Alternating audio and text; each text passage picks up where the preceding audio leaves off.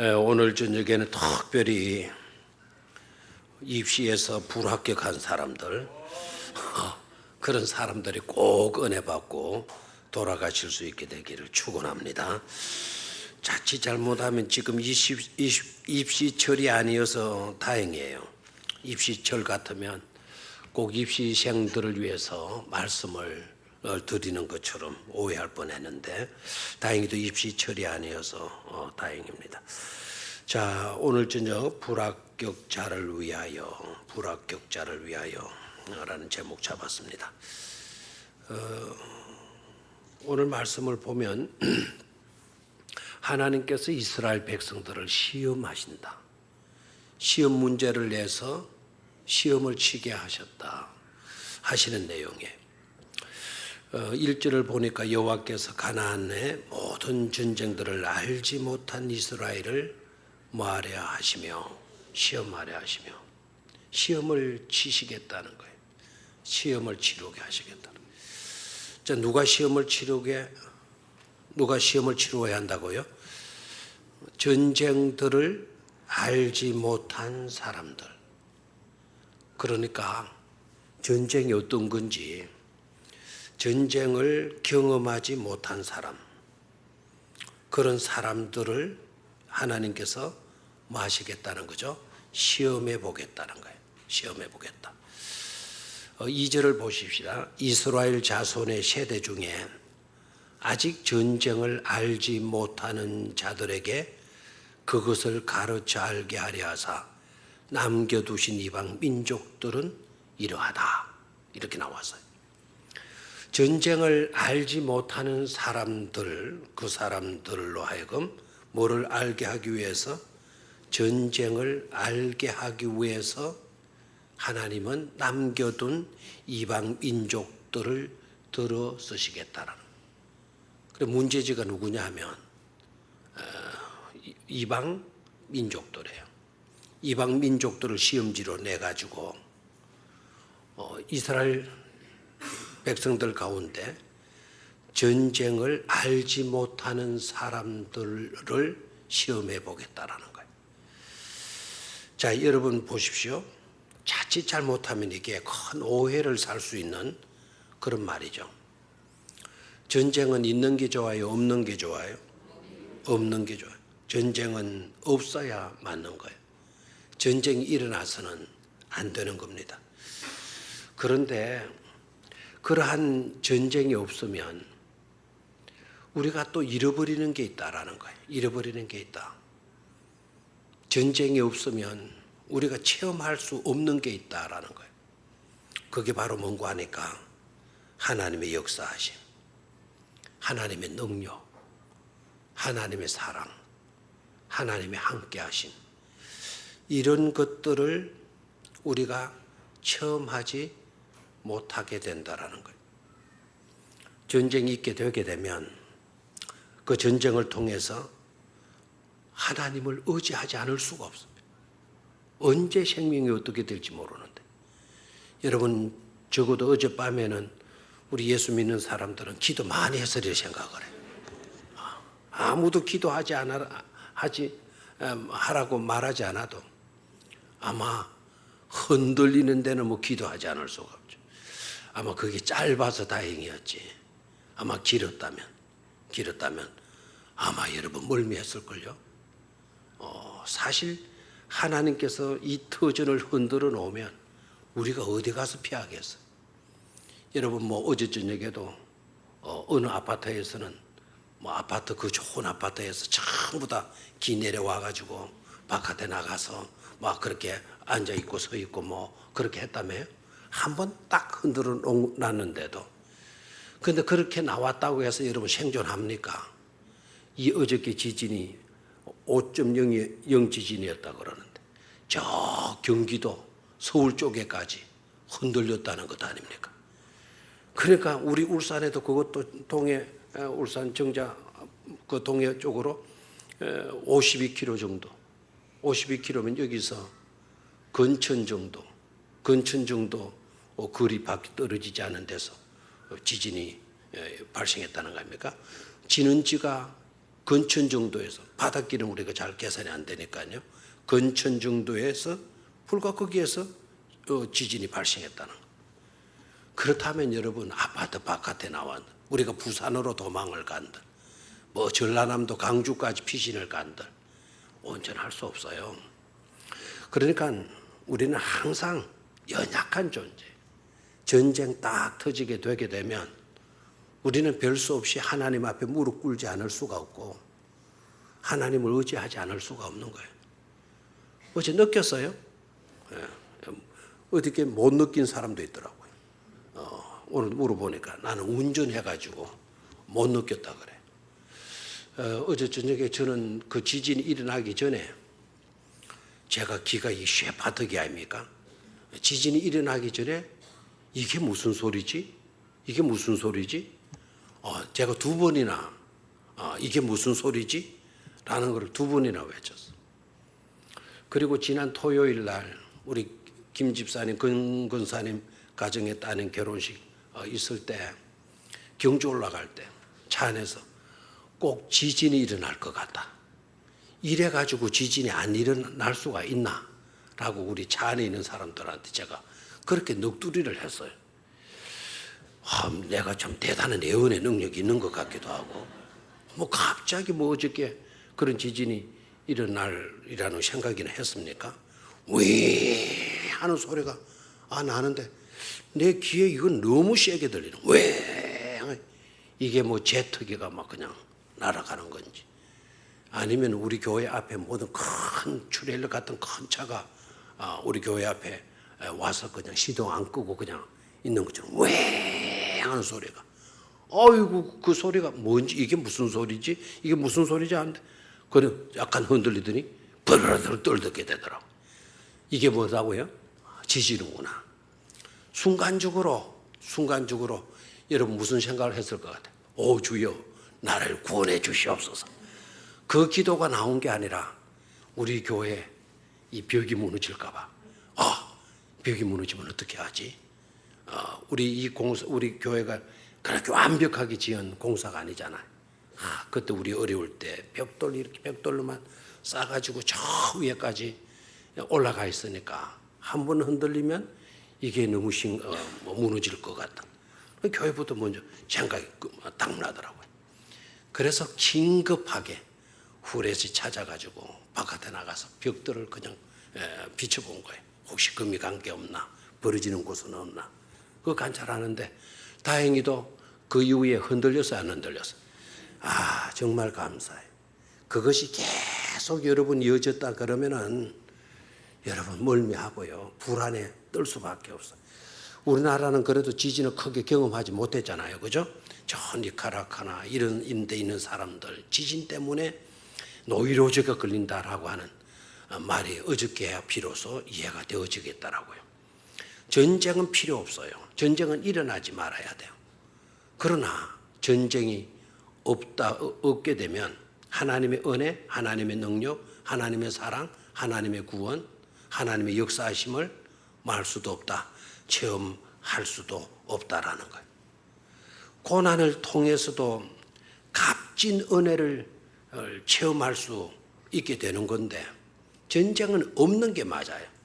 없는 것이 맞지만 전쟁이 없다고 한다면 고난이 없는 게 맞아요. 고난이 없다고 한다면 하나님의 능력, 하나님의 사랑, 하나님의 역사하심마저도 우리는 말 수가 없다. 체험할 수가 없다라는 거예요. 여기에 대한 해답이 뭘까요? 여기에 대한 해답. 이게 우리 약점 때문에 그런 거예요. 약점 때문에.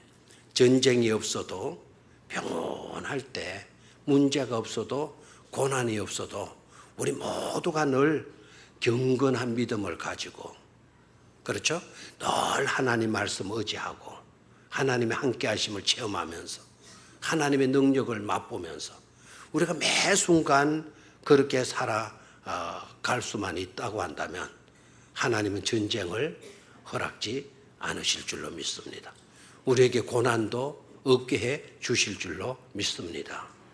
그런데 고난이 없어야 맞고 전쟁이 없어야 맞지만 그러나 우리는 없어야 맞지만 그래도 전쟁이 때로는, 고난이 때로는 있어야 된다라는 것을 인정하지 않을 수가 없는 거예요. 그런 방법이 아니고서는 도무지 하나님께로 돌아오지 않으니까. 그렇게 역사하지 아니하고서는 할 줄 모르니까. 그렇게 하지 아니하고는 하나님의 존재 자체를 부인하게 되어지니까 부득이 고난도 전쟁도 있게 될 수밖에 없다라는 거예요. 그래서 고난이 있는 것을 너무 여러분 비관하지 말고 전쟁이 있다라는 것을 너무 한스러워하지 마시기를 바라요. 그 고난 속에서도, 그 전쟁 속에서도 하나님을 의지하는 법을 배우고 하나님의 능력을 체험할 수 있는 은혜의 수단으로 만들 수 있는 그런 지혜를 가져야 될 줄로 믿습니다. 자, 그러면 시험지가 누구였다 그랬어요? 시험지가 이방 민족들. 하나님께서 남겨두셨다. 이 때를 위해서 아마 이들을 남겨두신 것처럼 그렇게 말씀을 하셔요. 자, 이방 민족들이 누구인가를 한번 보죠. 3절. 블레셋의 5 군주들과 모든 가나안 족속과 시돈 족속과 바알 헤르본 산에서부터 하맛 입구까지 레바논 산에 거주하는 누구라 그랬습니까? 이 족속. 뭐 이거 여러분 다 애울 필요 없어요. 애워봤자 내일이면 다 잊으면, 내일이면 그냥 돌아갈 때 다 잊어먹을 거니까. 일단은 블레셋 5 군주들하고 가나안 족속, 시돈 족속, 어느 족속? 이 족속들. 이런 사람들을 시험지로 삼으신다는 거예요. 그럼 시험의 목적이 어디에 있느냐? 시험의 목적 2가지를 우리가 짚어볼 수가 있겠어. 시험의 목적 2가지. 하나는 뭐를 알게 하기 위해서다. 뭐를 알게 하기 위해서다. 아까 나왔었죠. 2절에 전쟁을 알지 못하는 자들에게 그것을 가르쳐. 그것은 뭡니까? 전쟁을 가르쳐 알게 하려 하사. 뭐를 가르치려고요? 전쟁을 가르치려고. 참 전쟁은 배울 필요가 없는데, 전쟁은 없어야 좋은 건데, 근데 하나님은 전쟁을 가르치기 위해서 이방 사람들을 시험지로 삼아가지고 출제하신다라는 거예요. 시험 문제를 출제하신다라는 거예요. 그 대답이 어디에 있다고? 목적이 어디에 있다고요? 전쟁을 알게 하기 위해서. 사실 우리나라도 지금 그런 문제에 걸려 있어요? 안 걸려 있어요? 그렇죠. 지금 우리 때는 다 전쟁을 경험한 시대. 저는 베이브 부모 시대에 태어난 사람 아닙니까? 그래서 저희 나이 때에 있는 사람들을 기준으로 해서 후와 전으로 나눠와요. 그러니까 저보다 먼저 태어난 사람들은 전쟁을 다 겪은 사람들이에요. 저보다 뒤에 태어난 사람들은 전쟁 후에 태어나서 그간의 전쟁을 경험하지 아니한 세대예요. 전쟁을 경험한 세대는 전쟁이 무섭다라는 거 알아요, 몰라요? 알아요. 절대로 뭐가 일어나서는 안 된다고. 전쟁이 일어나서 안 된다고. 이산 가족의 서러움. 세계 어느 민족에서 우리나라처럼 이렇게 이산 가족의 서러움을 가지고 지금도 안타까우면서 어머니 뭐 부르짖고, 막 그냥 그 만났을 때 그 광경은 세상 살고 있는 모든 사람들의 눈시울을 적시게 만들고 있지 않습니까? 이 전쟁의 문제거든요. 그런데 근간에 태어난 우리의 후대들 전쟁의 심각성을 알아요, 몰라요? 몰라요. 군대 가서도요, 나라 사랑 그런 거 별로 없어요. 전쟁이 어떤 건지를 모르니까 아직 경험을 하지 못해서는 그 처절한 것, 그 잔인함, 그런 것들을 경험하지 못했으니까 아주 안일하게 생각하게 되잖아요. 이스라엘 백성들도 그 이후에 태어난 사람, 여호수아 이후에 태어난 사람들, 이런 사람들은 전쟁을 모르니까 너무 안이한 생각 속에 빠져 있는 것을 보게 돼요. 그러니까 하나님의 능력을 맛보지 못해서 하나님의 구원하심의 그 가치를 모르고 있는 거예요. 하나님의 역사하심, 지금도 그런 어려움 속에서도 역사하시는 하나님의 섭리를 깨닫지는 못하는 거예요. 그래서 그들을 하나님께서 뭐 하신다? 시험하신다는. 또 하나의 목적이 있어요. 또 하나의 목적은 4절에 나오고 있죠. 4절을 같이 읽도록 하겠습니다. 시작. 남겨두신 이 이방 민족들로 이스라엘을 시험하사 여호와께서 모세를 통하여 그들의 조상들에게 이르신 명령들을 순종하는지 알고자 하였더라. 두 번째 목적이 뭐라고 그랬습니까? 하나님의 명령을 순종하는지 안 하는지를 알아보기 위해서 뭐합니다? 시험하신다. 자, 다시 한번 두 번째 목적이 어디에 있어요? 하나님의 명령을, 그 명령을 하나님께서 누구를 통해서 주셨죠? 하나님이 세우신 누구를 통해서? 모세를 통해서 주셨어요. 그래서 모세가 말씀했지만, 명령했지만 그것은 모세가 말한 모세의 명령이 아니고, 모세 입으로 했으니까 모세의 명령은 맞지만 모세가 자기 고안해가지고 생각해내가지고 그 명령한 것이 아니라 누구의 명령에 순종했어요? 하나님의 명령에 순종해서 하나님께로부터 명령을 받고 그 명령을 백성들에게 내린 거죠. 그렇죠? 그래서 모세를 통해서 명령이 떨어졌지만 그 명령은 누구의 명령이었다? 하나님의 명령이었다. 그래서 그 명령을 지키는지 안 지키는지 그것을 알고자 해서 하나님께서 뭐를 내셨다? 시험을 내셨다라는 거예요. 자, 여러분, 시험은 절대로 아멘을 안 하는 게 말이네. 시험 친다 그러면 누가 아멘 하겠어요? 시험 안 쳐요. 오늘 시험 없습니다. 이번에 시험 안 치겠습니다. 그래야 아멘 하지. 시험 치겠습니다. 그럼 누가 아멘을 하겠어요? 자, 두 번째 시험의 목적이 어디에 있다고요? 하나님의 명령을 순종하는지 순종하지 않는지를 알아보기 위해서 뭐 하신다? 시험하신다. 자, 저를 봐요. 그럼 누가 아신다는 거예요? 누가 알아보기 위해서 시험을 하신다는 겁니까? 하나님이. 자, 쉽게 여러분 생각 없이 대답을 잘 하셨어요. 그래서 여러분들은 오늘 다 불합격자예요. 하나님이 여러분 순종하시는지 안 하시는지 하나님이 그걸 모르시겠어요? 역사의 주관자인데요. 일어난 일도 아실 뿐만 아니라 일어나고 있는 일도 아시고 일어날 일도 하나님은 아셔요, 모르셔요? 하나님은 아시는 분이시다 이 말입니다. 꼭 시험을 쳐봐야 하나님이 아시겠어요? 우리의 속에 품어 있는 생각까지도 하나님은 무슨 생각을 하고 있는지 또 무슨 생각을 할지도 하나님은 아셔요, 모르셔요? 다 아시는 분이에요. 그런데 왜 시험 문제를 내서 시험을 치시겠다는 겁니까? 여기서 우리가 깨달아야 돼요. 하나님이 모르셔가지고 하나님이 알아보기 위해서 하나님께서 시험 출제하셔서 시험을 치게 하시는 것이 아니라 우리로 하여금 깨달을 수 있도록 내가 하나님의 말씀을 순종하나 순종하지 아니하는 것을 시험을 쳐봄으로 해서 내 자신을 판단할 수 있도록 하기 위함에 있다라는 것을 깨달아야 돼요. 아멘입니까? 예. 저도 오늘 이걸 깨닫고 얼마나 기쁘고 감사했는지 몰라요. 대개 주석가들이요, 하나님이 그 알아보시기 위해서 그랬다. 그럼 가만히 묵상해 보니까 하나님이 모르실 리가 없어요.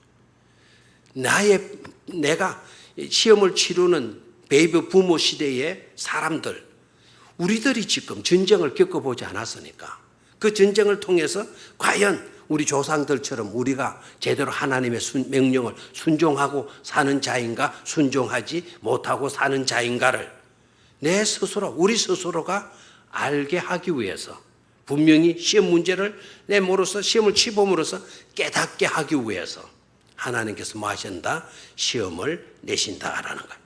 아멘입니까? 그러니까 자기 스스로 판단할 수 있도록, 자기 스스로 깨달을 수 있도록, 내가 순종하지 못한다라는 게 오늘 내 점수를 보니까 알겠구나. 내가 시험을 쳐보니까 내가 분명히 깨닫게 되어지는 것이로구나. 하나님의 시험의 목적은 거기에 있었다라는 것을 아시기를 축원합니다. 자, 시험의 결과를 보죠. 시험의 결과. 시험의 결과를 보니까 시험의 결과가 아주 좋았죠, 그죠? 잘 나왔죠? 5절과 6절. 도무지 여러분 성경을 읽은 사람인지 안 읽은 사람인지를 모르겠습니다. 자, 5절, 6절 시작. 그러므로 이스라엘 자손은 가나안 족속과 헷 족속과 아모리 족속과 브리스 족속과 히 족속과 여부스 족속 가운데에 거주하면서 그들의 딸들을 맞아 아내로 삼으며 자기 딸들을 그들의 아들들에게 주고 또 그들의 신들을 섬겼더라. 이렇게 나와 있어요. 자, 여러분 보십시오. 전쟁을 치렀어요. 전쟁이라는 시험지를 내주고 전쟁이라는 시험을 치게 하셨어요. 그런데 내용을 보면 전쟁을 치른 내용 같아요? 여러분 너무 성경을 쉽게 읽었죠? 시험지는 전쟁이라는 시험지예요. 전쟁이라는 시험지를 내주어서 전쟁이라는 시험을 치게 했어요. 전쟁을 깨닫게 하기 위해서. 그리고 하나님의 명령에 순종하는지 안 하는지를 그걸 자신들이 알 수 있도록 하기 위해서 시험지를 내서 시험을 치르게 했다라. 그런데 내용을 봐요. 다시 한 번 더 읽어야 되겠나요? 제발 좀 정신을 똑바로 차리고. 자, 다시 5절을 소리내서 읽도록 합니다.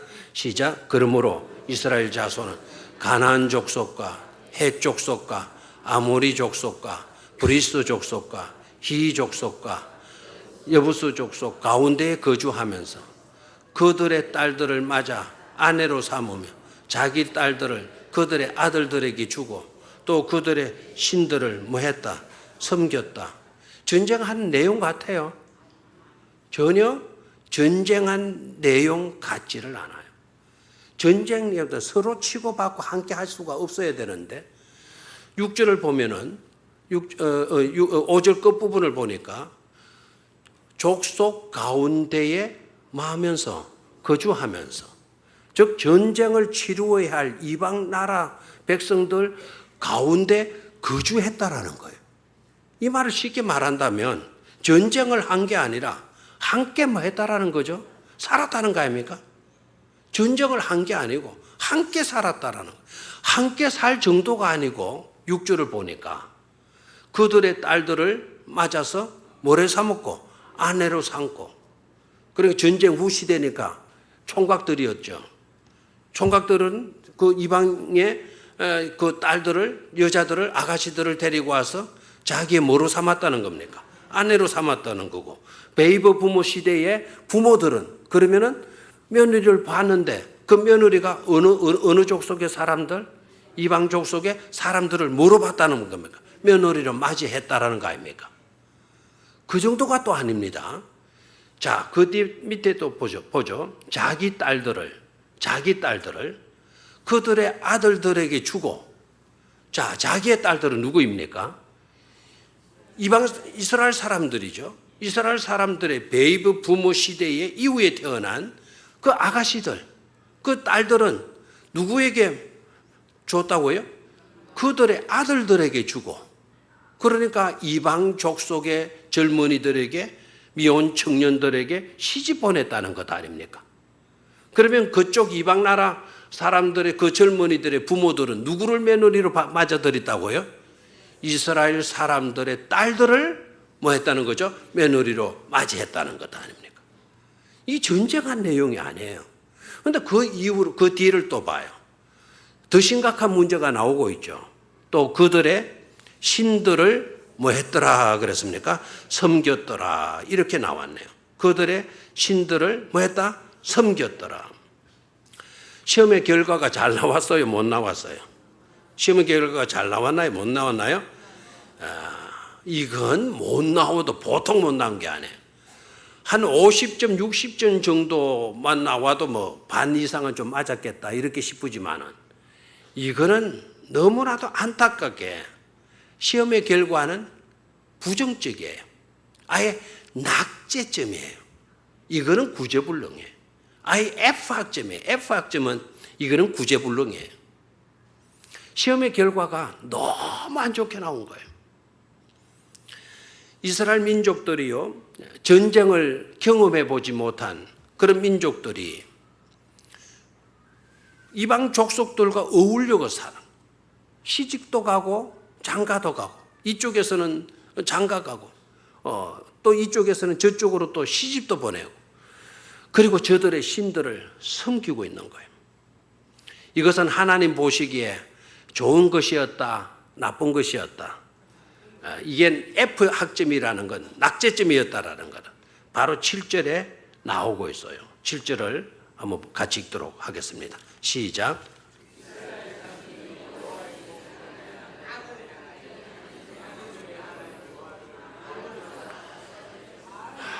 자, 하나님 눈앞에서, 하나님 목전에서 이스라엘 자손이 선을 행하였다 그랬어요? 악을 행하였다 그랬어요?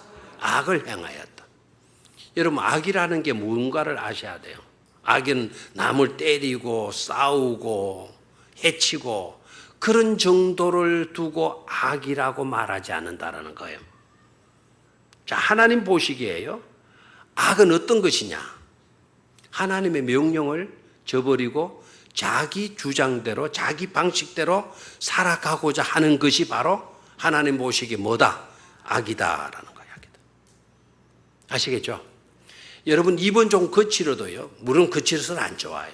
행동은 좀 거칠고요, 성격도 좀 거칠고, 그 거친 정도를 가지고 하나님 보시기에 악하다. 하나님은 그렇게 평가하지 않으신다라는 거예요. 성격이 좀 거칠어도 하나님 말씀을 벗어나지 않고 믿음의 범주에서 벗어나지 않고 하나님의 뜻대로 살고자 하는 그와 같은 근본적인 자세가 있다고 한다면 하나님은 하나님 보시기에 악하다 이렇게 평가하지 않는다라는 거예요. 말은 아주 예쁘게 해요. 행동도 아주 점잖게 해요. 생각도 나쁘지 않은 것 같아요. 그런데 속으로 보게 되면은 전혀 하나님의 말씀과 상관이 없는, 하나님의 뜻하고는 거리가 있는 그런 삶을 산다고 한다면 그건 악이다 이거예요. 착해 보이는데요, 그것은 자기 위주의 착함이지 하나님이 보실 때는 내 뜻과는 전혀 상관이 없는 거예요. 여러분, 교회 봉사 많이 하시고 하시는 거 너무 기쁘고 귀한 일이에요. 하나님은 하나님을 위해서 하신 일들은 절대로 그들의 수고와 땀을 외면하지 아니하시는 분이에요. 소자 하나에게 냉수 한 그릇이라도 대접하는 자들에게 하늘의 상은 결코 잃지 않겠다고 우리 주님께서 말씀하시잖아요. 좋은 착한 일들을 우리가 하게 되면 하나님은 거기에 대한 갑절의 은혜와 복, 배상을 해 주시는 분이시다라는 겁니다. 그런데 봉사의 목적이요, 내조라고 하는 거예요. 내조라고. 교회에 와서 여러 종류의 봉사를 하는 거예요. 내 봉사하니까 내 마음이 편해져. 하나님의 영광을 위해서가 아니고 주의 몸된 교회를 생각해서 봉사하는 것이 아니라 내 마음 편하게 하기 위해서 봉사를 한다 그러면 그건 하나님이 기뻐하시는 봉사가 아니다 이 말입니다. 나 봉사하고 가니까 뿌듯하고 봉사하고 가니까 잠도 잘 오고 주님을 위해서 교회를 위해서 생각하는 마음은 전혀 없어. 봉사하고 오니까 몸이 좀 피곤하고 운동을 했으니까 집에 오면 참 단잠을 잘 수 있었어. 내조라 한 거죠. 내조라고. 그런 분들은 다른 단체에 가서도 그렇게 봉사하면 그날 밤에 단잠 잘 수가 있을 거예요. 무슨 말인지 아시겠죠? 그래서 하나님의 근본적인 마음에 합한 그와 같은 삶을 살게 될 때 그것은 선이고 거기에서 벗어나게 되어지면 그것은 바로 뭐다? 악이다라는 것을 깨달아야 돼요. 됐습니까? 자, 다시 한번 7절을 읽습니다. 시작. 이스라엘 자손이 여호와의 목전에 악을 행하여. 됐습니다. 이스라엘 백성들이, 자손들이 여호와의 목전에 악을 행하였다는데 어떤 악을 행하였죠? 사람을 죽이고 막 빼앗고 사기치고 막 그랬습니까? 아니죠. 시집 보내고 장가 보낸 거예요. 그리고 누구를 섬긴 겁니까? 이방 신들을 섬겼다라는 거예요. 근데 그것만 아니고요. 왜 이방 신들을 섬겼느냐? 결정적인 문제가 그 앞에 있죠. 여호와를 뭐 해버리고 여호와를 뭐 해버리고 잊어버리고 다시 한번 여호와를 뭐 해버리고 잊어버리고 다시 한번 누구를 잊어버리고 여호와를 잊어버리고 바알과 아세라들을 뭐 했는지라 섬긴지라. 이게 뭐였다고요? 이게 뭐였다고요? 악이었다라는 거예요. 이게 악이었다. 깨달을 수 있겠습니까? 악이 뭔가, 하나님이 가장 미워하고 싫어하는 게 뭔가, 하나님이 진노하시는 일이 뭔가, 하나님을 잊어버리는 거예요. 그리고 세상 풍습에 젖어버리는 거예요. 아시겠죠? 자, 하나님 보시기에 악이 뭐냐?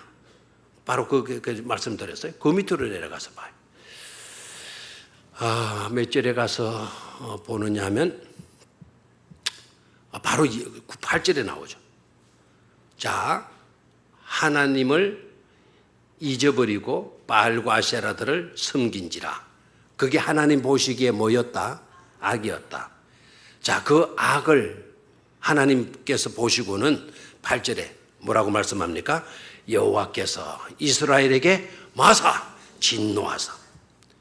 하나님 보시기에 악이라고 이렇게 판정이 되어졌을 때 하나님은 그 꼴을 보시고 그냥 가만히 계시는 분이 아니시고 뭐 하시는 분이시다? 진노하시는 분이시다라는 거죠. 진노하시는 분이시다. 되나요?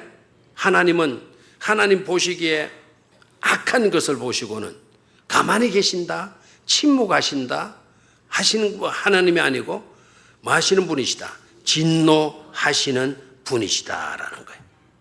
아멘입니까? 자, 그렇다면 여기에서 생각해 봐요. 이스라엘 백성들은 신앙교육을 제대로 했을까요? 못했을까요?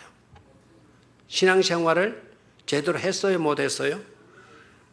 출애굽을 경험했던 사람들, 전쟁을 경험했던 사람들, 그 사람들이요, 자녀 교육을 제대로 했다 못했다? 자녀 교육을 제대로 하지 못했다는 거 아닙니까, 지금? 하나님이 시험 치러 봤잖아요. 베이비 부모 시대에 전쟁 후 태어난 사람들 시험해 봤잖아요. 시험해 보니까 합격자가 있었다 없었다? 없었다. 모두가 다 낙제 점수였고요. 모두가 다 불합격자예요. 불합격자. 누구 책임일까요? 누구 책임이에요? 베이비 부모 시대의 젊은이들만의 책임이 아니다. 그의 선배들은, 조상들은 전쟁을 경험했어요, 안 했어요? 전쟁을 경험했어요, 안 했어요? 했죠. 지난번에도 출애굽을 경험했던 사람들, 홍해를 건너지 못했던 사람들, 홍해를 걷는 경험이 없었던 사람들, 그 사람들이 또 헷갈렸던 거예요. 갈렙과 여호수아 외에는 다 흔들렸어요. 이제 가나안 땅에 출애굽 1세들은 다 출애굽 시대의 사람들은 다 죽고 출애굽해서 태어난 사람들만 어느 땅에 들어왔죠? 가나안 땅에 들어왔어요. 이들은 출애굽을 경험했다 못했다? 출애굽을 경험했다 못했다? 애굽에서 나오는 경험은 못했어요. 이들은 어디서 태어난 사람들? 광야에서 태어난 사람들. 홍해가 갈라지고 10가지 재앙들을 내리실 때 그 하나님을 체험하지 못했어. 그러다 보니까 하나님을 우습게 여기는 거예요. 살아 역사하시는 하나님의 그 능력을 체험하지 못했던 겁니다. 그러니까 쉽게 현실과 타협하는 거예요. 그들과 묻혀서 사는 거예요. 전쟁을 일으키는 시험 문제지인 그 사람들과 함께 거주하면서 장가도 가고 시집도 보내고 그렇게 한 거예요. 그래서 우리만 잘 믿을 게 아니라 우리는 우리의 자녀들에게 철저하게 하나님의 역사하심, 하나님의 능력, 하나님의 지켜주심, 하나님의 구원, 하나님의 인도하심을 심어주고 교육하고 가르치고 또 가르치고 해야 될 줄로 믿습니다. 그런 작업을 하기 위해서 하는 일들이 바로 뭐냐? 교회 교육이고요. 여름 수련회 아닙니까? 이번 주 목요일부터 우리 청년회가 수련회가 시작이 되고 그 다음 주간에 영유치부 우리 병영선교 어린이집 아이들 성경학교 하게 되는 거고 그리고 아동 1, 2부 중고등부 수련회가 이어지지 않습니까? 철저하게 이 기간 동안만이라도 우리는 하나님의 역사하심, 하나님의 능력, 하나님의 섭리, 하나님의 은혜 베풀어 주심, 하나님의 구원하심, 하나님의 인도하심을 심어줄 수 있어야 될 줄로 믿습니다. 자, 밑으로 또 내려가죠. 8절 시작.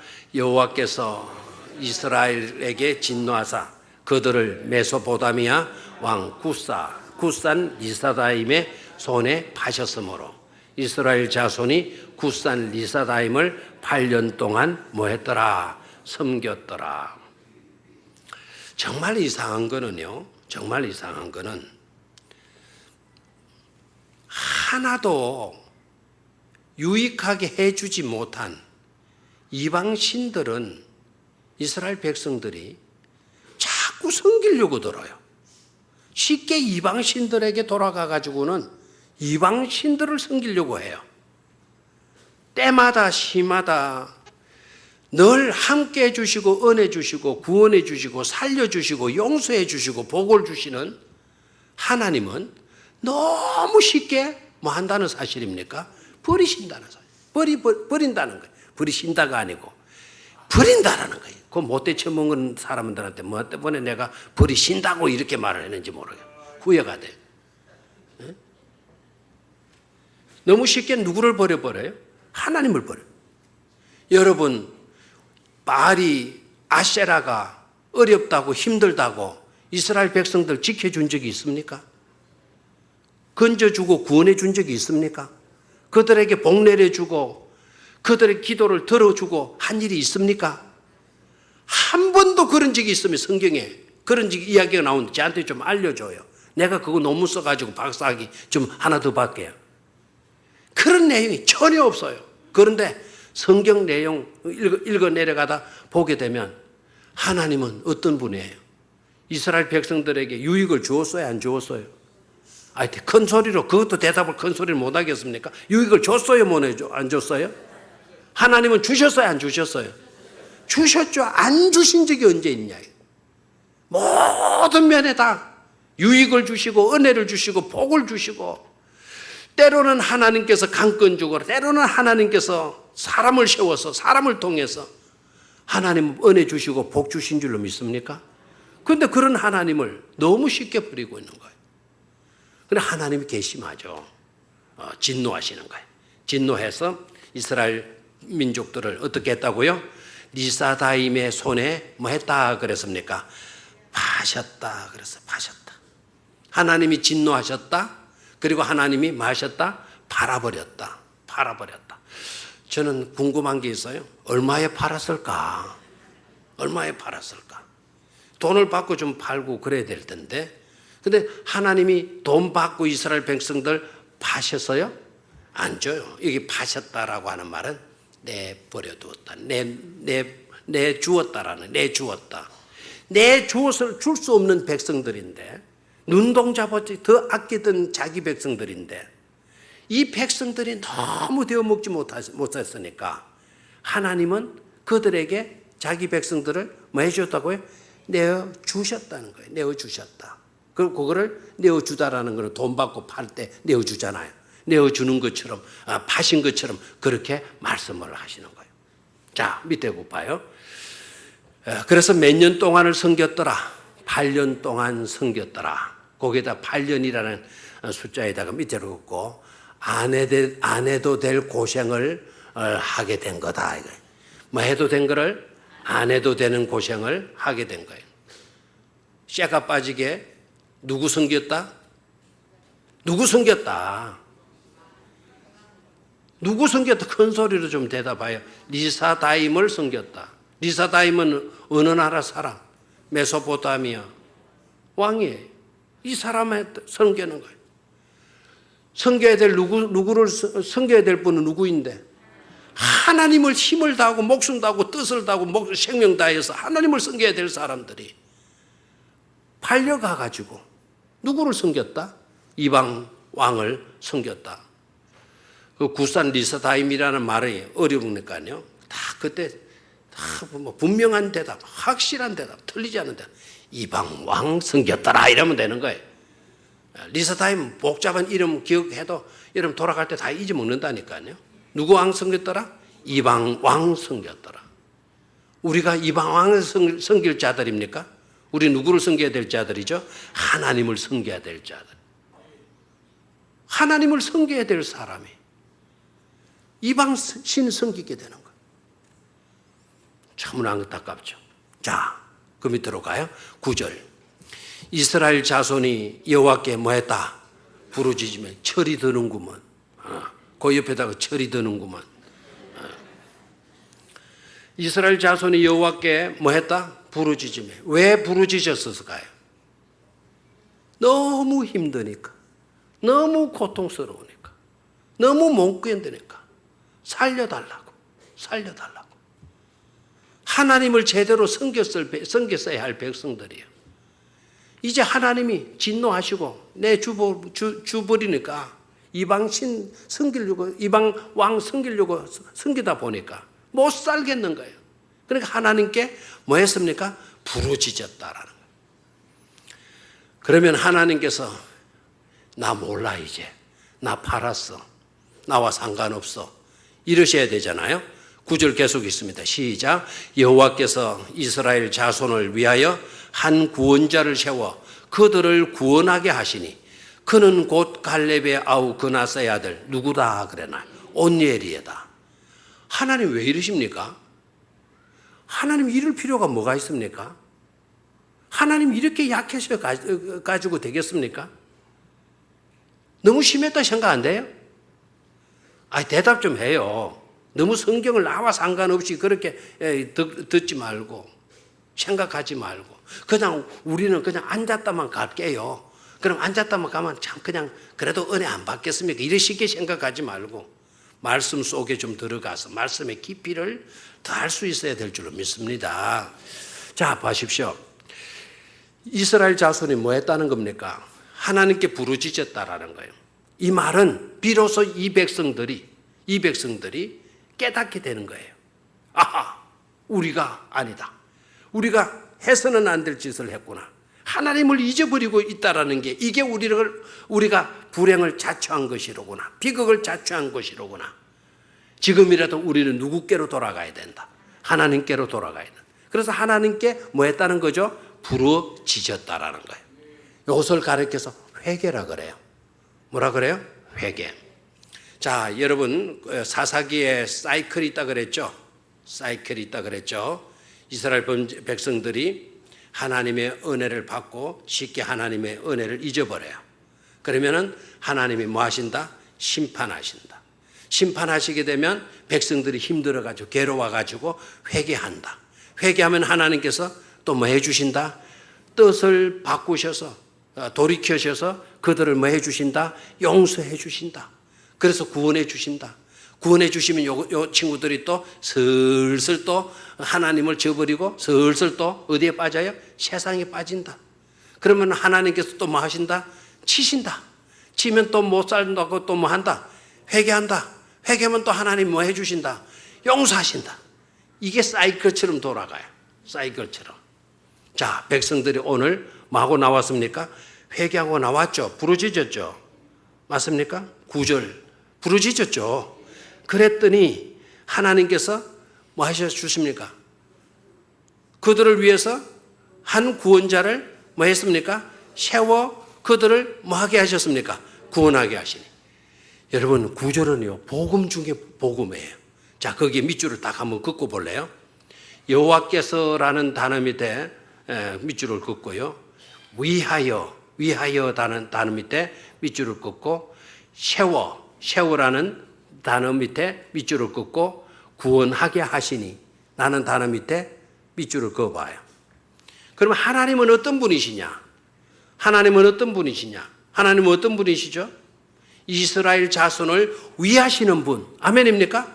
아까는 시험지 내가지고 내버려 주시고 하시지만 그건 마저도 이스라엘 자손들을 위해서 하신 일이다 이거예요. 아멘입니까? 그래 내주어 가지고 이 백성들이 깨닫고 뉘우치고 회개하고 돌이키도록 하기 위해서 그래서 하나님은 우리를 위하시는 분이라는 거예요. 아멘입니까?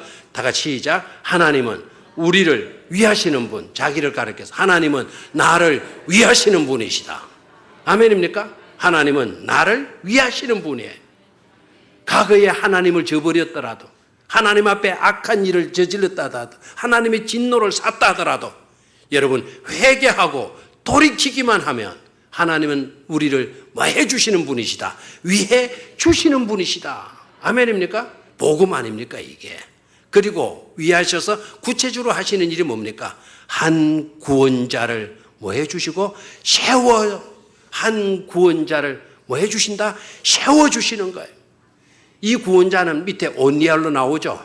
이 구원자는 누구를 세웠어요? 온니엘을 세웠어요. 오늘 우리들을 위해서 하나님은 한 분을 세워주셨어요. 그 한 분은 누구신 줄 아십니까? 바로 예수 그리스도시지 않습니까? 온예를 세워주신 거예요. 한 사람을 세워 위하여 한 구원자를 세워 그 다음에 그들을 뭐하게 하시니?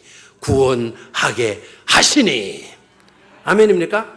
하나님은 어떤 분이시냐? 이스라엘 민족들, 타락했던 민족들, 하나님 앞에 악을 행하였던 민족들, 하나님의 진노를 샀던 그 민족들을 그냥 심판해서 내동댕이 쳐버리시지 아니하고 그들을 뭐 해주시는 분이시다. 구원해 주시는 분이시다라는 거죠. 아멘입니까? 그래서 다 불합격자였는데 그 불합격자를 위하여 하나님은 한 구원자를 세워주셨다라는 거예요. 오늘 불합격자들 위로받고 돌아가실 수 있게 되기를 축원합니다. 우리 모두는 다 불합격자 아니겠습니까? 하나님 앞에 합격된 삶을, 온전한 삶을 살아온 사람이 과연 얼마나 되겠습니까? 우리 모두는 다 불합격자예요. 그럼에도 불구하고 하나님은 불합격자들을 위하여 한 누구를 세워주셨어요? 구원자를 세워주셨다라는 거죠. 그 구원자가 바로 누구냐? 온예리고요. 온예리가 바로 이스라엘의 사사가 되어지는 거죠. 됐습니까? 지난번에 우리 말씀 생각났을 겁니다. 사사가 살아있을 동안에는 괜찮았어요. 그런데 사사가 죽고 나니까 또 방종에 빠지고 말아요. 참 아이러니죠. 이스라엘 백성들은 사사를 세워주면 사사의 말을 안 들어요. 사사의 말을 안 듣다가 사사가 죽고 나면 하나님 무슨 심판을 받게 돼요. 이게 아이러니입니다. 그러니까 사사가 너무나도 필요한데 사사가 필요해서 사사를 세워주면 사사의 말을 잘 따라주고 해야 그들이 복을 받을 건데 사사를 세워주면 사사의 말도 안 듣다가 결과적으로 또 사사가 죽고 나면 또 하나님을 저버리는 악을 범하는 것이 이스라엘 민족들의 습관화된 부족이고 제약이라는 거예요. 자, 밑으로 가서요. 10절을 봐요. 여기까지만 하고 다음 시간에 계속 나가죠. 자, 사사를 세우는데 그 사사가 누구라고요? 온니엘이고 10절. 온니엘을 세우는데 온니엘을 어떻게 세우시느냐? 10절을 같이 읽습니다. 시작. 여호와의 영이 그에게 임하셨으므로 그가 이스라엘의 사사가 되어 나가서 싸울 때에 여호와께서 메소포타미아 구사 리사다임을 그의 손에 넘겨주심에 온니엘의 손에 구사 리사다임을 이기느니라 그랬어요. 그래서 11절에 그 땅이 평온한 지 40년에 그나스의 아들 온니엘이 뭐 했더라? 죽었더라. 사명 다 하고 난 뒤에 온니엘은 뭐 했습니까? 죽었더라. 리사다임을 이기고 난 뒤에 평온을 그 이스라엘 백성들에게 평온을 안겨주고 난 뒤에 누구는 죽었더라? 온니엘이 죽었더라. 온니엘이 죽어서 서글프다 이게 아니고요. 온니엘은 사명 감당하고 죽었으니 얼마나 멋진 지도자냐 하는 것을 우리에게 교훈해 줘요. 자, 그런데요. 여기에 놓치지 말아야 할 중요한 부분이 있어요. 여호와의 영이 그에게 임하였으므로 그 구절을 빼뜨리면 안 돼. 여호와의 영이 그에게 임하였으므로. 시작. 여호와의 영이 그에게 임하였으므로. 다시 한번 시작. 여호와의 영이 그에게 임하였으므로. 아멘. 여러분, 이 구절과 사도행전에 지도자들이 세워졌을 때의 그 사건들하고 연관 지어 볼 필요성이 있어요. 여러분, 신약 시대에 지도자들에게만 성령이 임해서 성령이 임하는 안수 기도를 하고 하는 것이 아닙니다. 구약 때에도 지도자가 되는 사람에게는 하나님의 뭐가 임했다고요? 성령이 임하였다라는 거예요. 그래서 하나님의 지도자, 하나님의 일을 감당해 가는 사람들에게 있어서는 성령이 임하시는 게 성령 임함이 필수다. 아니면 임해도 되고 안 해도 되는 거다. 필수 과제예요. 필수 과제.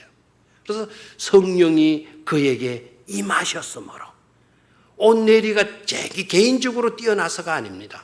온네리가 훌륭한 사사의 역할, 사명을 감당할 수 있었던 것은 그에게 뭐가 임하셨기 때문이다. 영이 임하셨기 때문이다라는 거예요. 교회를 위해서 지도 목회를 하는 주의 종들을 위해서 항상 기도에 빠뜨리지 말아야 될 거. 하나님의 영이 그 위에 임하여 달라고 하는 기도를 빠뜨리지 않게 되기를 축원합니다. 하나님의 영 떠나가고 나면 아무것도 안 해요. 아무것도 안 해요. 여기서 나올 게 뭐가 있겠어요? 여러분보다 더 부족하고 여러분보다 더 연약한데요. 성령이 임하는 이것은 필수적인 요소가 아닐 수가 없다라는 거죠. 그래서 신약 시대에도 하나님의 일들을 감당하는 자들에게 뭐가 임했습니까? 성령이 임하신 줄로 믿습니까? 근데 오늘도 여러분 하나 더 깨달을 거예요. 그러나 사도행전의 성령 임한 사건하고 사사시대 때의 지도자들, 구약시대 때 지도자들에게 성령이 임했던 것하고는 비교되는 게 있어요. 똑같지 않아요. 하나님의 일을 감당하는 사람들에게 성령이 임한다라는 구약 때에도 신약 때에도 성령이 임해야 된다라는 것은 이거는 공통적 주제예요. 이건 필수적이에요. 그러나 차이가 있어요. 구약에는요, 구약 때에는 그 성령 임함이 개인에게 임해요. 개인에게. 신약 시대의 사도행전에서는 성령 임함이 우리 모두에게 임한다는 사실이에요. 사도행전 1장 8절의 말씀이면 기억나죠? 오직 성령이 너희에게 임하. 너희가 권능을 받고 예루살렘과 온 유대와 사마리아와 땅 끝까지 이르러 뭐가 된다? 내 정인이 되리라라는 거예요. 그래서 구약 시대 때는 특별한 하나님의 선택함을 받은 사람들에게 성령이 임하였어요.